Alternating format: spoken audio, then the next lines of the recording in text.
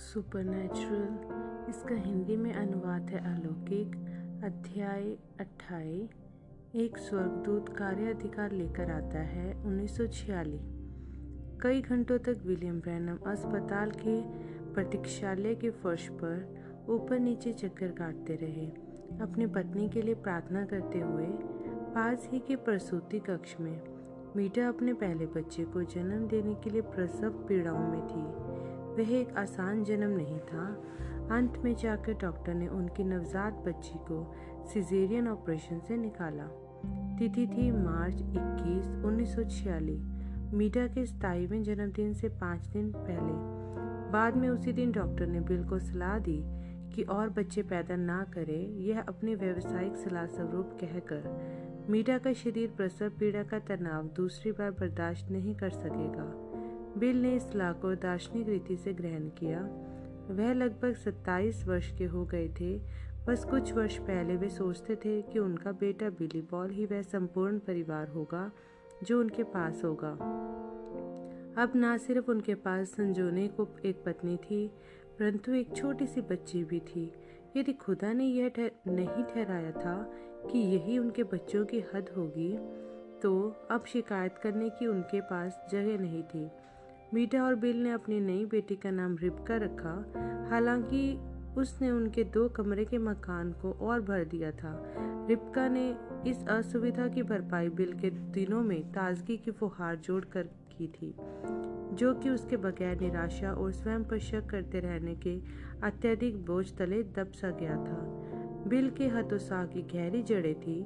जब से उन्होंने लगभग 10 वर्ष पहले पेंटिकोस्टल कलीसियाओं में प्रचार करने के मौके को ठुकरा दिया था, बिल को मुश्किल से ही खुदा के साथ अपने संबंध संतोषजनक महसूस हुए थे।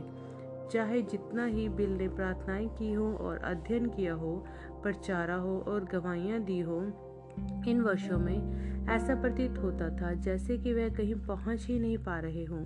निश्चय ही कुछ दर्शन आए और कई चंगाइयां हुई, जिनमें से कुछ तो बहुत ही चमत्कारिक थी, लेकिन अविश्वसनीय व सत्यता स्वरूप इन घटनाओं ने बिल को और भी अधिक परेशान और भ्रमित कर दिया था, बजाय ये कम होने के, क्योंकि सभी को बड़े जोरदार तरीके से उस इलाके में लगभग प्रत्येक सेवादार के द्वारा आलोचना की गई थी। जितनी कटुतापूर्ण रीति से पादरी लोग बिल की निंदा करते थे, यह कहकर कि वह एक दुष्टात्मा ग्रस्त भरमाने वाला और एक अनैतिक नीम हकीम है। उदार लोगों ने बस उन्हें साधारणतः एक भले इरादे रखने वाला आदमी करार दे दिया जो धोखा खाया हुआ था।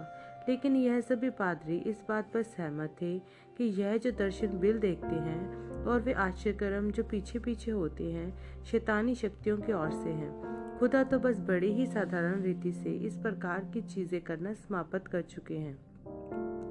जब बिल पहली बार मसीही बने थे, इस प्रकार की निंदा करने वाले रवैये ने उन्हें उलझन में डाल दिया था। न सिर्फ यह कि भविष्य के विषय में वे दर्शन हर बार सत्य साबित हुए थे, उन्होंने किसी न किसी की मदद ही की थी। अक्सर चमत्कारी रूप से प्राप्त होने वाली चंगाई या फिर किसी और प्रकार के सुधार कार्य के किसी के जीवन में होने का रास्ता दिखाते हुए। ऐसे कैसे संभव था कि कुछ ऐसा जो ऐसे अच्छे नतीजे उत्पन्न कर रहा हो, दुष्ट आत्माओं के प्रधान की ओर से प्रेरित हो सकता था। सालों साल लगातार उसके ही सहकर्मियों से मिलती आलोचनाओं के कारण बिल की सोच एक दूसरी ही दिशा में बह गई। यदि इतने सारे ज्ञानी लोग मसीह के सुसमाचार में उसके साथ जो सहकर्मी थे, इस बात पर एकमत थे कि दर्शन दुष्ट आत्माओं के द्वारा प्रेरित होते हैं, तब जो दर्शन फिर गलत स्रोत से ही आ रहे होंगे। इस चीज से बिल के प्राण बेपनाह रीति से दुखित था, चूंकि वे यीशु मसीह से अपने पूरे हृदय से प्रेम करते थे। इस विचार से ही कि शैतान किसी प्रकार का अजाब समझा न जा सकने वाला अधिकार उनके जीवन पर जमाए हुए थे, बिल को अत्यधिक दुखी किए दे रहा था। वे प्रार्थना कर रहे थे कि ऐसी असाधारण घटनाओं से मुक्त हो जाए, यह मांगते हुए, खुदा कृपया इस चीज को मुझसे दूर कीजिए, मैं इसे और अधिक देखना नहीं चाहता हूँ कभी भी। स्वर्गीय पिता, मैं अब एक मसीह हूँ, मैं शैतान का नहीं हूँ, मैं आपका हूँ। कृपया इन अजीब चीजों को मेरे साथ फिर कभी न होने दें। मुझे यूं ही चलते न रहने दें जैसे कि मैं अभी चल रहा हूँ, और मैं और मसीही प्रचारकों की तरह होना चाहता हूँ, बस वचन का अध्ययन करते हुए, जैसा कि मैं करने के लिए सिखाया गया हूँ। उनकी प्रार्थना का उत्तर नहीं मिला। उनकी बेटी रिबका के जन्म के बाद जल्दी ही उन्होंने एक और दर्शन देखा, जिसमें उन्होंने स्वयं को उत्तर पूर्व की दिशा में एक सड़क पर बढ़ते पाया था। वर्तमान रीति से खुदा की आत्मा ने उन्हें घुमा दिया था और पश्चिम की ओर कर दिया था। बिल ने एक बहुत बड़ा मैदान देखा, फिर उन्होंने एक पहाड़ को उठते देखा, चराई के तल से।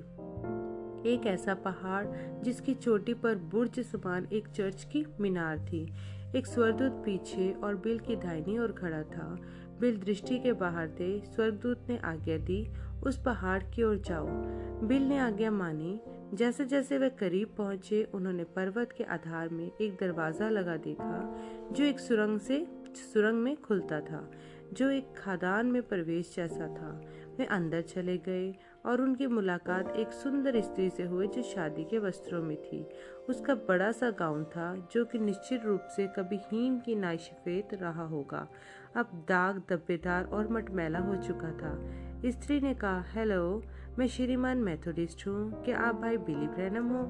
मैं हूँ। बताइए, आपका परिधान इतना दागदार क्यों है?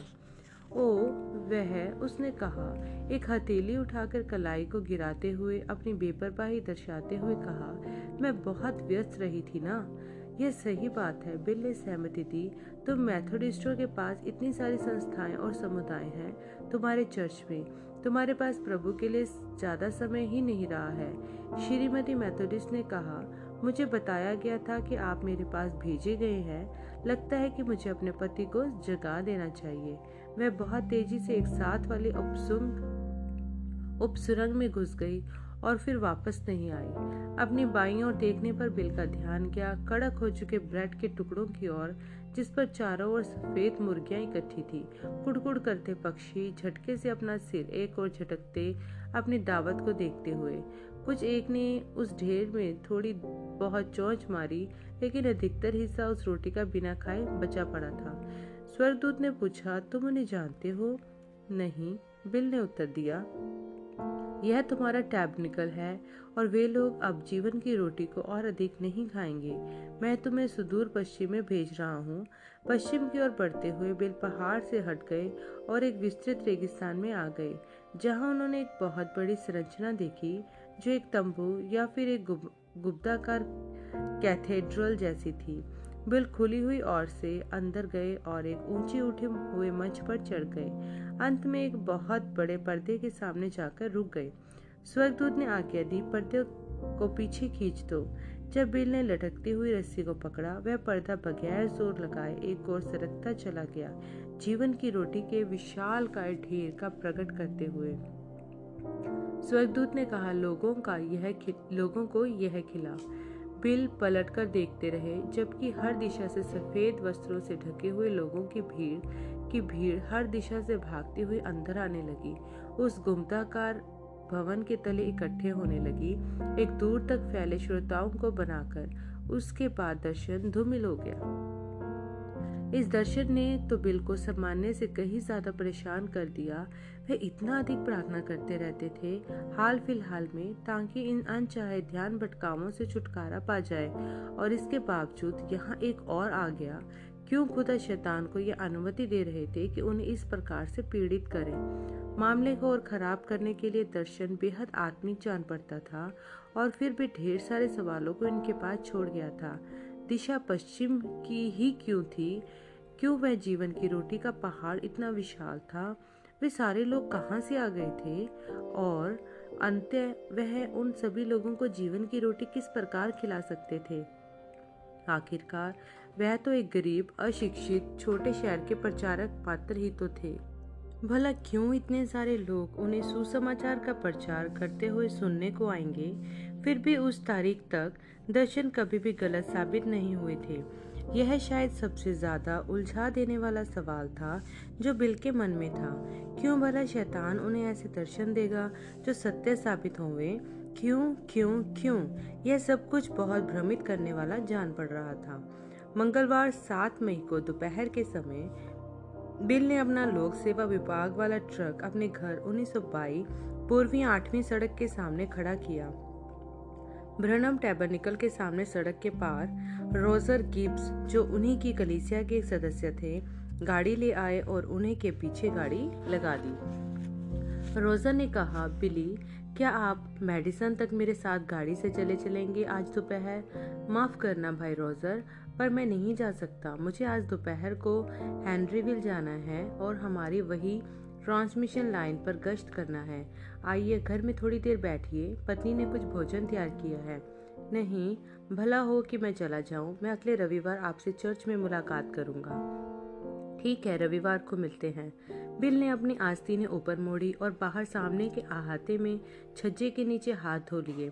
फिर वे अपने घर की ओर से घूमकर गए। अपनी बंदूक वाली पेटी बेल्ट को चलते चलते खोलते जा रहे थे ताकि उसे पोर्च में रख सकें। यह जगह एक विशालकाय मेपल वृक्ष की छाया में थी। बिल ने अभी उसकी डालियों के तले कदम ही रखा था जबकि उन्होंने एक हवा को ठीक अपने ऊपर गरजते हुए सुना। उन्होंने ऊपर देखा और यह देखकर चौंक गए कि एक बड़ा भवंडर सीधे उन्हीं की तरफ चला आ रहा था। वह ऐसा प्रतीत होता था जैसे कि पेड़ के ऊपरी हिस्से और घर की छत को फाड़ ही डालेगा और प्रत्येक तिनके और पत्ती को सीधे उनके सीने में ही फेंक कर धंसा देगा। बिल लड़खड़ा गए और उल्टे पोर्च में ही पीछे को गिर पड़े, लगभग बेहोश ही होकर। जॉर्ज गिब्स अपनी कार से बाहर कूदे और दौड़कर अपने पास्टर के पास पहुंच गए। भाई बिल, क्या हो गया? स्तब्ध अवस्था में बिल ने अपने चारों ओर ताका, यह न समझते हुए कि क्या हुआ है। भवंडर जा चुका था। दिन बड़ा ही शांत और गर्माहट के लिए हुआ था। उन्होंने ऊपर मेपल की डालियों की ओर देखा, फिर उसके बाद अपने घर की छत की ओर। आश्चर्यजनक रीति से वह दोनों ही सलामत और बगैर कोई नुकसान हुई अवस्था में थे। तब उन्हें समझ में आया कि वह क्या था। मैं ठीक हूँ, उन्होंने एक दूर से आती सी आवाज से बोला। भाई रोजर, आप जाइए, मैं ठीक हूँ। मीडा घर से दौड़ती हुई आई, एक जग में पानी लिए हुए। बिल, क्या आप बेहोश हो गए थे? पानी को एक ओर धकेलते हुए बिल ने कहा, नहीं, मैं ठीक हूँ। रोजर जब गाड़ी से चले गए, मीडा ने उन पर जोर डाला कि विस्तार से बताएं, असल में हुआ क्या था। बिली, क्या आप बीमार हो? नहीं प्रिय, यह वही चीज है फिर से। उन्होंने उनकी मदद की उठने में। आओ अंदर चलो, भोजन तैयार है। मीडा, प्रिय, मैं इससे तंग आ गया हूँ। उनकी आवाज में उनके अंदरूनी संदेहों और हतोत्साह की पीड़ा का बोझ था। मैं अपने हृदय में जानता हूँ कि मैं यीशु मसीह से प्यार करता हूँ। मैं नहीं चाहता कि मेरा कुछ भी लेना देना शैतान से हो। मैंने प्रार्थनाएं की हैं और खुदा से मिन्नतें की इस चीज के दोबारा मेरे साथ होने से मुझे बचाएं, और फिर भी यह आता है। मैं यूं ही चलता नहीं रह सकता हूँ। हर कोई यही बता रहा है कि मैं दुष्ट आत्मा ग्रस्त हूँ, जबकि मैं एक मसीही जीवन जीने का प्रयास कर रहा हूँ। मैं एक कैदी हो गया हूँ। बिली, आपको सब सुनने की कोई जरूरत ही नहीं है जो वे लोग आपको बताते हैं, लेकिन प्रिय, हमारे प्रचारकों को देखो, वे इस तरह की चीजों से पीड़ित ग्रस्त नहीं हैं। मीडा अपने पति की आंखों में एक निश्चय निर्णय को बनते हुए देख पा रही थी और इससे उन्हें डर लग रहा था। आप क्या करने की योजना बना रहे हैं? मैं चाहता हूँ कि तुम मेरे बॉस को फोन करके यह बता दो कि मैं इस दोपहर को काम नहीं करूँगा। उसे यह बोल देना कि कुछ अनपेक्षित सामने आ गया है और मैं नहीं जानता कि मैं कब काम पर वापस आऊँगा। यदि मैं शुक्रवार तक वापस ना आऊं तो वे मेरी जगह किसी और व्यक्ति को रख लेने के लिए उनका स्वागत है। मीडा, मेरे पास $23 जमा है बैंक में। यह तुम्हारे लिए गुजारा करने के लिए पर्याप्त होंगे जबकि मैं गया हुआ हूँ। बिली, तुम कहाँ जा रहे हो? तुम क्या करने जा रहे हो? मैं ग्रीन्स मिल पर, जो मेरी जगह है, वहाँ जा रहा हूँ, खुदा के साथ एक मामला निपटाने। मैं नहीं जानता कि मैं कब लौट कर आऊँगा। हो सकता है कि कल ही आ जाऊँ या 2 हफ्ते लग जाएं आज से। मीडा, मैं उन जंगलों से निकलकर तब तक नहीं आऊँगा जब तक खुदा यह वायदा नहीं दे देते कि वह इस चीज़ को मुझसे दूर नहीं कर देते हैं, और फिर कभी ऐसा कुछ मेरे साथ होने नहीं देंगे। जब वे टनल मिल वाली जगह जंगली इलाके में पहुंचे, बिल ने अपने कार को वहां खड़ा कर दिया जहां पर सड़क एक अति घुमावदार रीति से मुड़ी थी, एक खाई में से होकर। पगडंडी पर आधा मील तक पैदल चलने के बाद वह एक पुराने खाली पड़े कैबिन तक पहुंचे। लड़कपन में वह अक्सर उस खाली टूटे फूटे कैबिन में आकर रहे थे। जानवरों और मछलियों के शिकार व फंदे लगाने के दौरान इन जंगलों में जब वह एक मसीही बन गए थे, वह कभी कभार यहाँ पर प्रार्थना करने के लिए आते थे। मतलब जब उनका आगे अपनी गुफा तक पैदल जाने का मन नहीं होता था, तब कल वह अपनी गुफा के लिए आगे बढ़ जाएंगे। अभी वह अपनी बाइबल पढ़ना चाहते थे, सो वह वहीं रुक गए रात बिताएंगे। वह चलते हुए खुले दरवाजे के अंदर चले गए और चारों ओर देखा। कैबिन अंदर से बहुत खाली था, सिवाय एक दो लकड़ी के बक्सों के और एक लोहे के छोटे लकड़ी वाले चूल्हे के, जिसका ऊपरी हिस्सा गायब था। फर्श साधारण लकड़ी के पटरों से बना हुआ था और वहां पर केवल एक खिड़की थी। जाहिर सी बात है कि खिड़की पे कोई शीशा नहीं था। बक्सों को खिड़की के पास लाकर बिल ने एक का प्रयोग कर लिया और कुर्सी बनाने के लिए और दूसरा मेज बनाने के लिए उन्होंने अपनी बाइबल खोली। पहला कुरिन्थियों पर पढ़ने लगे। 14वें अध्याय के एक हिस्से ने उनकी भावनाओं को हिलाया। 32 व 33वीं आयतें कहती हैं, और भविष्यद्वक्ताओं की आत्मा भविष्यद्वक्ताओं के वश में होती हैं, क्योंकि खुदा गड़बड़ी का नहीं वरन शांति का करता है। यही तो था जिसे बिल अपने हृदय में चाहते थे, शांति। अपने लड़कपन से ही, अपने पहले दर्शन के बाद से ही वह गड़बड़ी से पीड़ित थे। मसीही बन जाने ने उनकी उलझन को कुछ समझने के लिए थोड़ा शांत कर दिया था, लेकिन इसने उन्हें पूरी तरह दूर नहीं कर दिया था। वह शांति कहाँ है जिसका वायदा खुदा ने दिया था? वह उस जगह पर बाइबल का मतलब क्या था? भविष्यद्वक्ताओं की आत्माएं भविष्यद्वक्ताओं के वश में होती है से। जब रोशनी उनके पढ़ पाने के लिए बहुत हल्की हो गई, उन्होंने अपनी बाइबल को बंद कर दिया और फर्श पर चहलकदमी करने लगे। कुछ एक पुराने पटरे उनके कदमों के नीचे हल्के फुल्के चरमरा रहे थे। उनका प्राण भी चरमराता हुआ महसूस हो रहा था, संघर्ष करते हुए किसी चीज के विरोध में, या शायद किसी चीज के लिए, जैसे कि एक बंधन मुक्त होने को। उन्होंने प्रार्थना की, पिता, आप क्यों वे अजीब चीजें मेरे साथ होने देते हैं? आप जानते हैं कि मैं आपसे प्यार करता हूँ। मैं शैतान के द्वारा कब्जाया हुआ नहीं होना चाहता हूँ। मैं उन अजीब चीजों को नहीं चाहता हूँ कि वे मेरे साथ हो। कृपया खुदा, उन्हें फिर कभी मेरे साथ मत होने दीजिएगा। मैं नरक में नहीं जाना चाहता हूँ। मेरे प्रचार करने और इतनी कठिन कोशिशों का क्या फ़ायदा यदि मैं गलत हूँ तो? यदि मैं गलत हूँ, मैं न सिर्फ खुदा को नरक में लेके जा रहा हूँ, मैं खुद को नरक में लेके जा रहा हूँ, मैं सैकड़ों दूसरों को भी गलत अगुवाई कर रहा हूँ। घंटे धीरे धीरे बीतते गए, परंतु एक बार भी उन्हें सो जाने का ख्याल नहीं आया। सो जाने के लिहाज से वह अपनी आत्मा में बहुत अधिक टूटे हुए थे। कमरे में अंधेरा था, हालांकि सितारों की बहुत मध्यम रोशनी खिड़की और दरवाजे से छन छन कर अंदर आ रही थी। वह खिड़की के पास ठहर गए। रात के आसमान को निहारते हुए उनके विचार केंद्रित ही बने रहे, जबकि उनकी निगाहें भौतिक स्वर्ग में खोजबीन कर रही थी।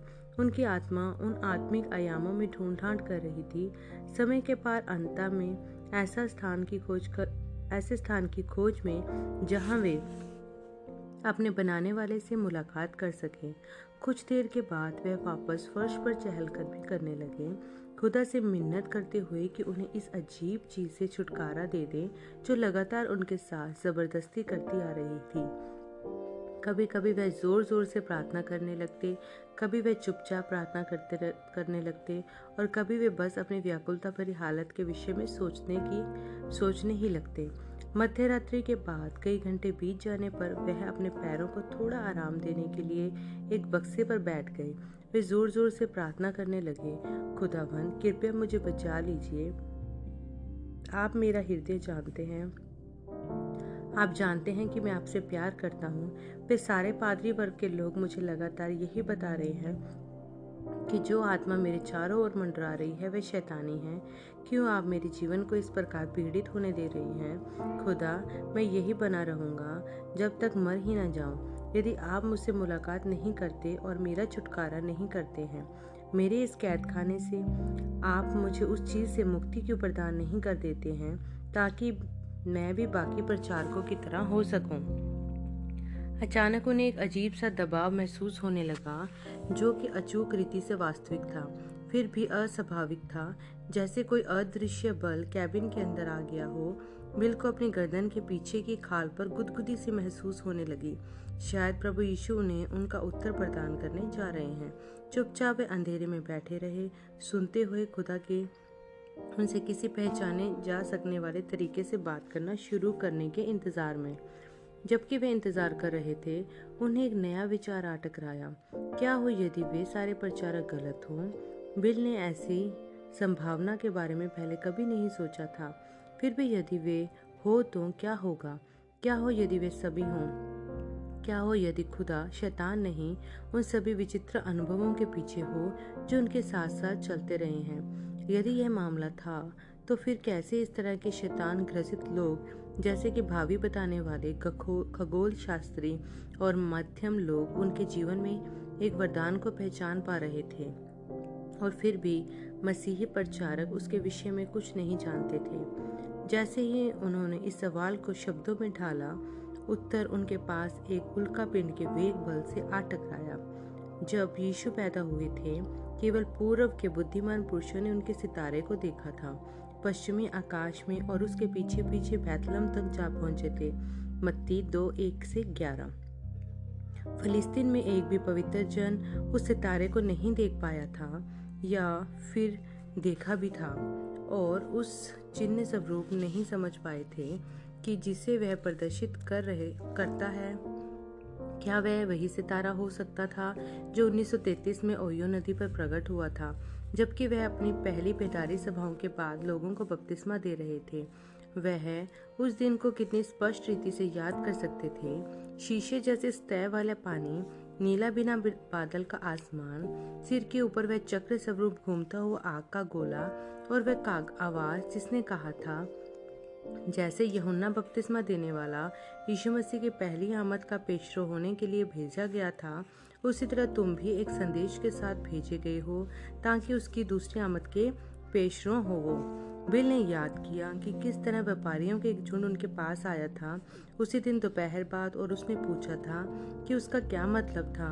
उन्हें नहीं मालूम था, तब इन सभी वर्षों के दौरान उन्हें नहीं मालूम था, लेकिन अब रात के सन्नाटे में इतने आंसू रोने के पश्चात, अब खुदा से यह मिन्नत करने के बाद कि उन दर्शनों को उनसे दूर कर दे और दोबारा कभी उनके साथ ना होने दे। अब जीवन में वे पहली बार इस आश्चर्य में थे कि क्या वे खुदा से एक गलत चीज की मांग कर रहे थे। उनकी अजीब जिंदगी की तस्वीर, जो कि इतने सारे वर्षों से अव्यवस्थित और समझने में कठिन मालूम पड़ती आई थी, अब आश्चर्यजनक रूप से साफ होती जा रही थी। बिल को यह ख्याल आया कि जब यीशु पृथ्वी पर चल फिर रहे थे, इज़राइल में तो धार्मिक लोगों की भरमार थी, जैसे फरीसी, सदूकी, व्यवस्थापक, शास्त्री, याजक व रब्बी लोग। इनमें से कई लोग ज्ञानी, अध्ययनकर्ता थे जो वचन के लेखों में प्रशिक्षण प्राप्त थे। फिर भी पर्याप्त अजीब बात, जब यीशु ने अपनी सार्वजनिक सेवकाई शुरू की, इनमें से ज्यादातर लोगों ने उन्हें सीधे सीधे दृढ़तापूर्वक ठुकरा दिया था। यीशु को एक शैतान, बालजबूर, भावी बताने वालों का प्रधान, अब तक का सबसे अच्छा माध्यम बुलाकर। मत्ती 2:1-11। इससे भी अजीब तो यह तथ्य था कि दुष्ट आत्मा ग्रसित लोगों ने यीशु को बिल्कुल ठीक ठाक पहचान लिया था, यह कहकर वह खुदा का पुत्र है। बिल अचंभे से कांपने लगे, जैसे जैसे कई सारे वचनानुसार उदाहरणों ने उनके मन को भर दिया था। इज़राइल में प्रचारक लोग यीशु को एक शैतान बुलाते थे, जबकि दुष्ट आत्माओं के वश में पाए जाने वाले लोग यह कहते थे कि वे इज़राइल का वही पवित्र जन है। क्या वही नमूना बिल की अपनी जिंदगी पर भी लागू हो सकता है? हाँ, उन्होंने सोचा, हाँ, वह लागू हो सकता है, क्योंकि वह नमूना केवल मसीह के जीवन तक अकेले सीमित नहीं था। जब पौलुस और सिलास भूमध्य सागरीय क्षेत्र इलाके में सुसमाचार प्रचार कर रहे थे, ज्यादातर यहूदियों ने उन्हें झूठे शिक्षक और समस्या खड़ी करने वाला समझा था। फिर भी फिलिपी के नगर में एक भावी बताने वाली साफ तौर से एक दुष्टात्माग्रस्त लड़की ने पौलुस और सिलास को सर्वोच्च खुदा के सेवक बताया था, जो लोगों को उद्धार का मार्ग दिखा रहे थे। प्रेरित 13:45-50, 14:2-19, 17:5, 22-22, 24:1-9। पौलुस एक दुष्टात्मा को फटकारते हैं। प्रेरित 16:16-18।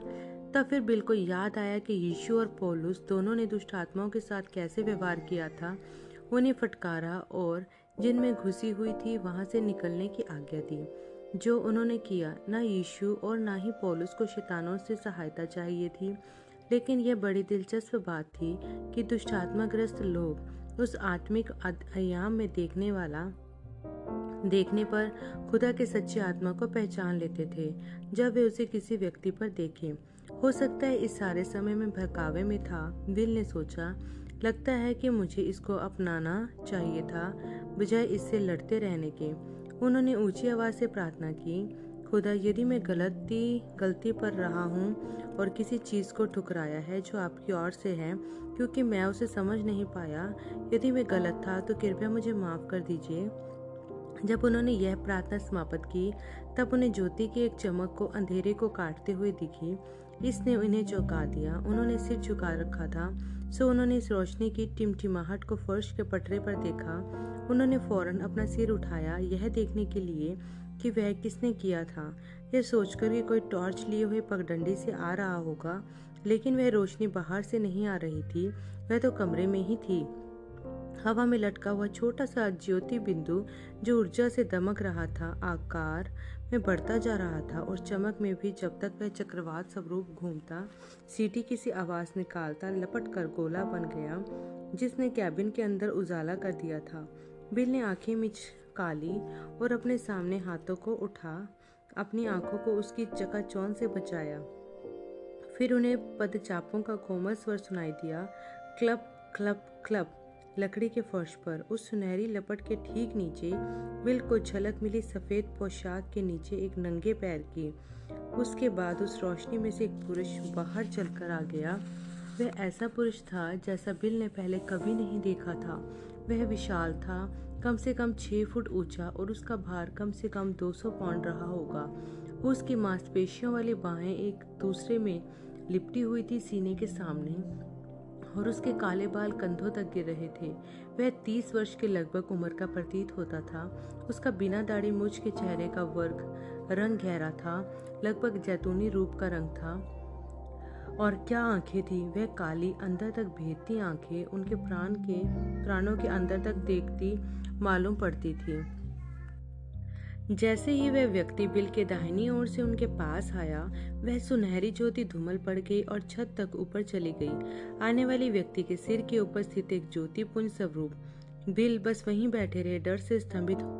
उन्होंने अपनी उंगलियों में की एक गांठ को इतने जोर से दांत से काटा कि उनकी उंगली से खून निकलने लगा। वह पुरुष रुका और उनकी ओर नीचे करुणा प्यार से देखने लगा। बिल को हमेशा वह चेहरा याद रहने वाला था, हालांकि वह इसका विवरण कभी भी पूरी तरह से दे नहीं पाते। इतना भला, सज्जनता भरा, इतना शांतिपूर्ण, और फिर भी ठीक उसी समय व्यक्तित्व का एक ऐसा जोर लिए हुए कि ऐसा मालूम पड़ता था कि वह एक नई दुनिया की सृष्टि कर सकता था, एक बोले हुए वचन के ही द्वारा। एक अधिकारपूर्ण मधुर आवाज में पुरुष ने कहा, मत डर। जैसे ही बिल ने वह आवाज सुनी, उनका डर गायब हो गया। यह वही थे जिसमें कोई चूक नहीं थी। यह वही आवाज थी जिसने उस चिनार वृक्ष में से उनसे बात की थी जब वह एक लड़के ही थे। उन्हें यह बताने के लिए तुम्हारे करने के लिए एक काम होगा जब तुम बड़े हो जाओगे। बिल उस आवाज को कभी भूल नहीं सके थे। उन्होंने इन वर्षों के दौरान उसे कई बार सुना था। यह पुरुष जरूर वही स्वर्गदूत थे जिन्होंने उन सभी दर्शनों में उनसे बातचीत की थी। बिल कभी भी उन्हें अच्छी तरह देख नहीं पाए थे। इससे पहले किसी समय स्वर्गदूत उनके पीछे खड़ा हुआ था और उनकी दाहिनी ओर, बिल की निगाह की सीमा से बस बाहर।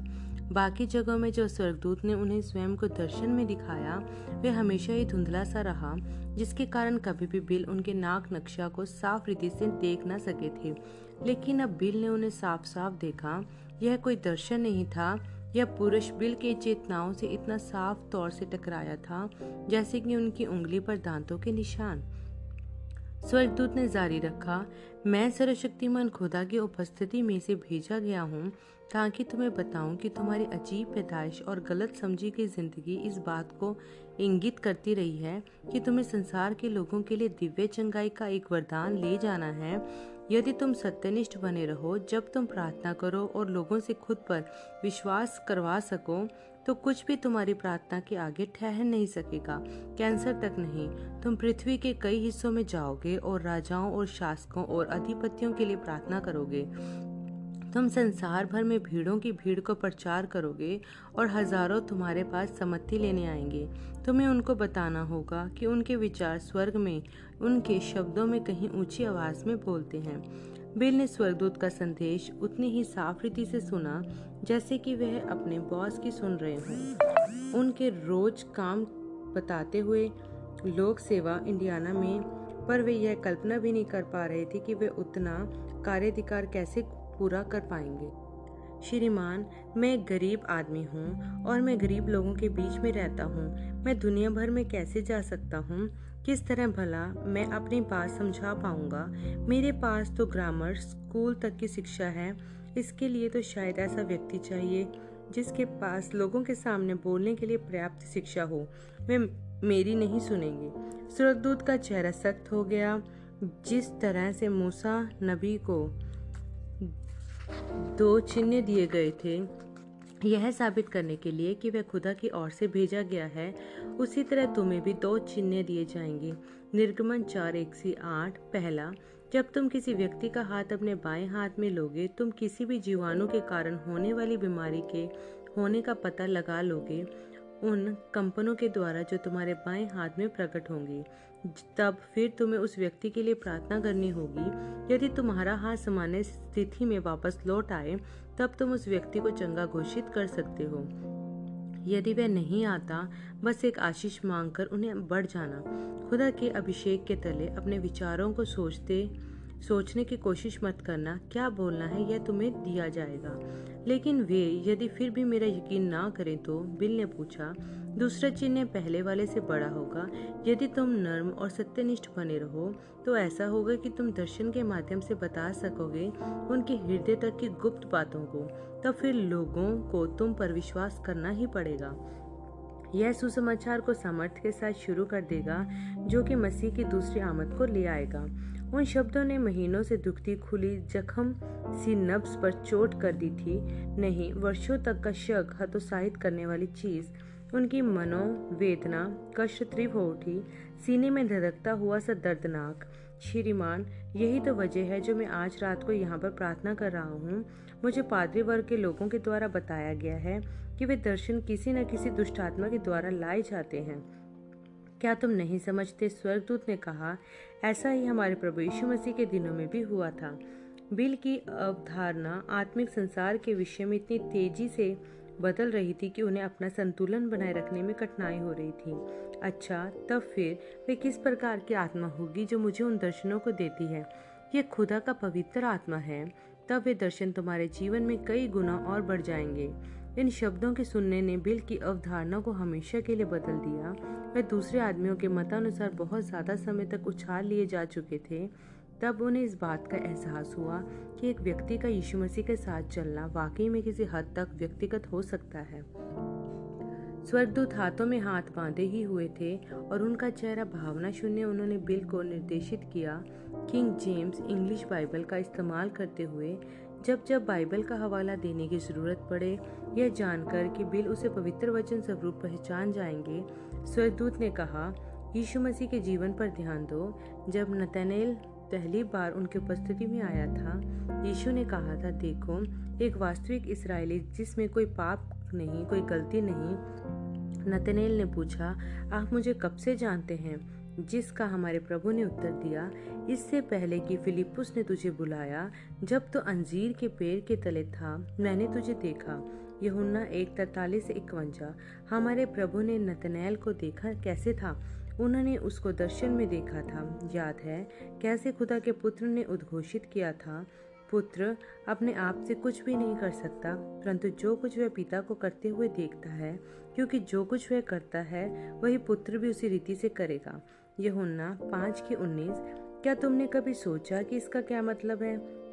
इसका मतलब है कि पिता पुत्र को दर्शन दिखाते थे जिससे उन्हें पता चल जाता था कि उन्हें क्या करना है। उन्होंने इसे साबित किया जब बैसदा के कुंड पर वे बीमारों और जरूरतमंदों की बड़ी भीड़ से होकर गुजरते चले गए एक खास आदमी को चंगा करने के लिए। यूहन्ना 5:1 15। दर्शनों ने हमारे प्रभु यीशु को पहले से ही दिखा दिया था कि क्या होने जा रहा है। याद है कैसे वह जानते थे कि पतरस को मछली के मुंह में सिक्का मिल जाएगा। मत्ती 17:24-27। ध्यान दो कैसे हमारे प्रभु यीशु जब वे यरूशलेम पहुंचे अपने चेलों से बोले, तुम्हारे सामने जो गांव है उसमें जाओ और सीधे जाने पर तुम्हें एक गदही बंधी हुई मिलेगी और उसके साथ एक उस गधे का बच्चा भी मिलेगा। उन्हें खोलकर मेरे पास ले आओ, और यदि कोई व्यक्ति तुमसे कुछ कहे तो तुम कह देना प्रभु को इसका प्रयोजन है, और वह सीधे ही उन्हें भेज देगा। मत्ती 21:1-7, मरकुस 11:1-7, लूका 19:28-35। क्या यह सटीकता से उसी प्रकार घटित नहीं हुआ था जैसा हमारे प्रभु ने बोला था? वे जानते थे कि ऐसा ही होगा क्योंकि उन्होंने उसे पहले ही देख लिया था पिता के द्वारा दिए गए दर्शन में। और आगे यह बात है कि तुम्हारी सेवकाई में एक समय आएगा जब दर्शन तुम पर लोगों के दिलों में छिपे गुप्त भेदों को प्रकट करेंगे जो उन्हें चंगाई प्राप्त करने में बाधा डाल रहे होंगे।